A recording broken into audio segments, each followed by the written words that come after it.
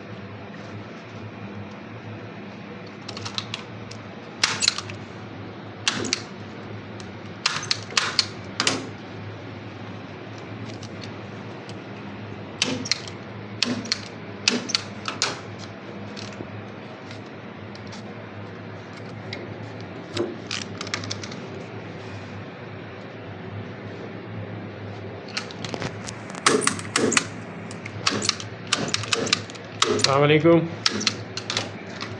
जी फैसल साहब, ये आपने ना G10-1 वो गर्ल्स स्कूल है बुलंद मार्केट के पास, स्ट्रीट 32 पे मेन गेट है उसका, देखा हुआ आपने? जी वहाँ से मैडम को पिक करना। और कितनी दूर हैं आप?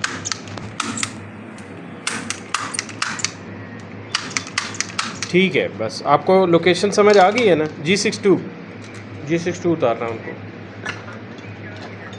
बस ठीक है, आप उधर पहुंच के मुझे इसी नंबर पे कॉल कर लीजिएगा, मैं उनको कहता हूँ बाहर आ जाओ। ओके, शुक्रिया।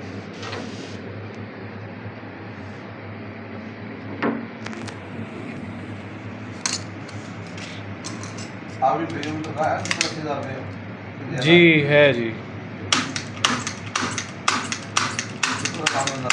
शुक्र अल्हम्दुलिल्लाह जी।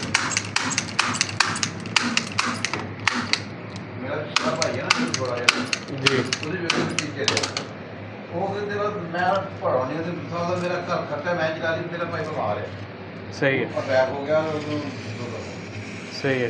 ਉਹ ਚਲਾ ਰਹੀ ਮਾਸ਼ਾਅੱਲਾ ਬਾਲਿਸ਼ ਕੱਟਿਆ ਕਰੋ ਦੋਨੋਂ ਦਾ ਉਹਨੇ ਕਿੰਨੇ ਬੇਟੀਆਂ ਦੀਆਂ ਮੈਂ ਦੋ ਗਾਤੀਆਂ ਹੀ ਇੱਕ ਬੇਟਾ ਇੱਕ ਬੇਟੀ ਰਹਿੰਦੀ ਉਹ ਬਹੁਤ ਸੁਣਦਾ ਤਾਂ ਤਾਂ ਕਰ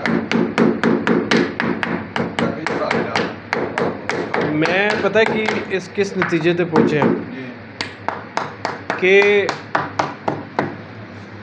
औरत नूं काम कराना ही कराना चाहिए।